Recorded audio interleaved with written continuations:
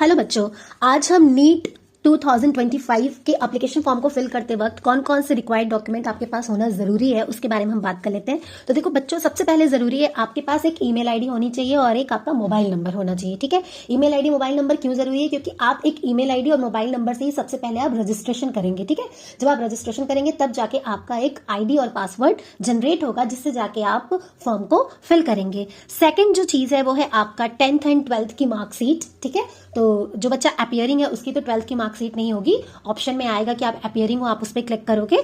ठीक, नेक्स्ट जो है कि आपकी पासपोर्ट साइज और पोस्ट कार्ड साइज फोटोग्राफ होनी चाहिए। ठीक है, फॉर्म फिल करते वक्त अब देखो ये जो पासपोर्ट साइज और पोस्ट कार्ड साइज जो फोटोग्राफ है वो कैसी होनी चाहिए, इसमें क्लियर दिया हुआ है नीट के एप्लीकेशन में कि जो आपका बैकग्राउंड होगा वो बैकग्राउंड व्हाइट कलर का होगा और जो आपकी फोटो होगी वो होगी कलर्ड फोटो। ठीक है, साथ में उस फोटो के नीचे आपका नाम लिखा होगा। ठीक है, और नाम के साथ साथ जिस दिन आपने उस फोटो को खिंचवाया है, क्लिक किया है, वो डेट लिखी होगी। ठीक है, तो क्लियर ऐसी फोटो, तो जो आप फोटो खिंचवाएंगे पोस्ट कार्ड साइज उसी का आप पासपोर्ट साइज भी फोटो निकलवा लेंगे और बहुत सारी निकलवा लेंगे, इसलिए क्योंकि आगे आपको काम ही आएगा। कहीं सपोज आपका नीट क्वालिफाई हो जाता है तो काउंसलिंग में, एडमिशन में आपको फोटोग्राफ काम आएंगे। ठीक है, तो 5-5 6-6 कॉपी आप जरूर निकलवा लेंगे। ओके, समझ में आ गया ना? बैकग्राउंड व्हाइट होना चाहिए, फोटो कलर्ड होनी चाहिए और आपका 80% फेस आपका विजिबल होना चाहिए। ठीक है, और बाकी नीचे आपका नेम लिखा होना चाहिए और आपकी डेट लिखी होनी चाहिए जिस डेट में आप उस फोटो को क्लिक करा रहे हो, क्योंकि इसमें रिसेंट फोटोग्राफ मांगी जा रही है। रिसेंट फोटोग्राफ मतलब कि 1 जनवरी 2025 के बाद की फोटोग्राफ इसमें मांगी जा रही है। तो क्लियर है, आपको एक क्लियर फोटो आपको लेनी है। ठीक है, फिर आ जाता है आपका सिग्नेचर। सिग्नेचर जो है, सिग्नेचर के लिए आपको क्या करना है, एक व्हाइट शीट लेनी है और उस पर एक ब्लैक पेन से रनिंग में सिग्नेचर करना है। मतलब आपका जो भी सिग्नेचर है वो इस तरीके से नहीं करना है जैसे कि मेरा नाम शालिनी है तो पहले मैं एस लिखूं, फिर एच लिखूं, फिर ए लिखूं, ऐसे नहीं करना। आपको रनिंग में सिग्नेचर करना है, फिर उसको आपको कन्वर्ट करके उस फाइल को अपलोड करना है। ओके, नेक्स्ट फिर क्या है, आपका फिंगर एंड थंब इंप्रेशन भी लिया जा रहा है। इसमें सिर्फ थंब का ही नहीं, फिंगर का भी इंप्रेशन आपका चाहिए। तो आपको क्या करना है, एक व्हाइट पेज लेना, ब्लू इंक लेना है। ठीक है, और उसमें अच्छे से अपने हथेली को डिप करके आपको दोनों राइट एंड लेफ्ट हैंड के फिंगर और थंब का इंप्रेशन करके उसको भी अपलोड करना है। ओके, तो ये बात होगी। नेक्स्ट है फिर आपका एड्रेस प्रूफ। अब देखो एड्रेस प्रूफ में क्या है, आपका प्रेजेंट एड्रेस जो है, जैसे किसी बच्चे का होता है कि परमानेंट एड्रेस कहीं और होता है और प्रेजेंट एड्रेस हम कहीं और रह रहे होते हैं।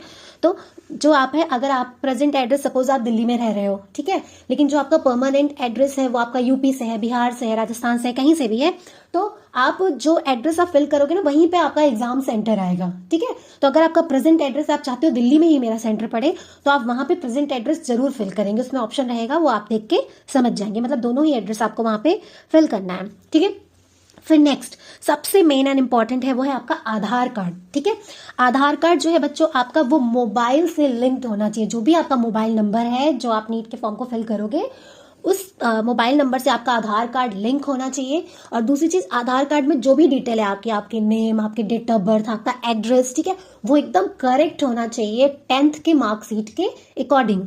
क्लियर?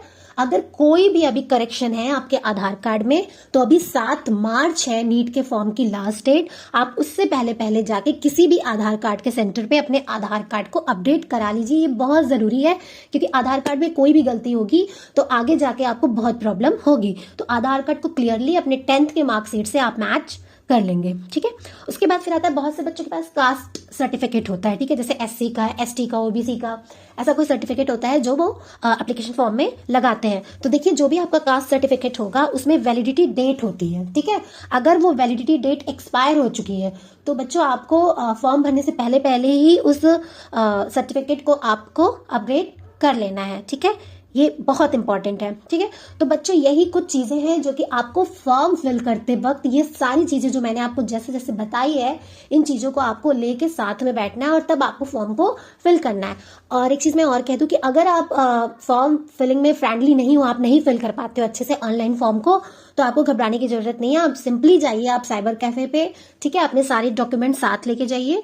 वो 100-200 रुपए लेते हैं, आपके फॉर्म को करेक्टली वो फिल कर देंगे। बस आप सारी डिटेल्स अपनी चेक करते रहना।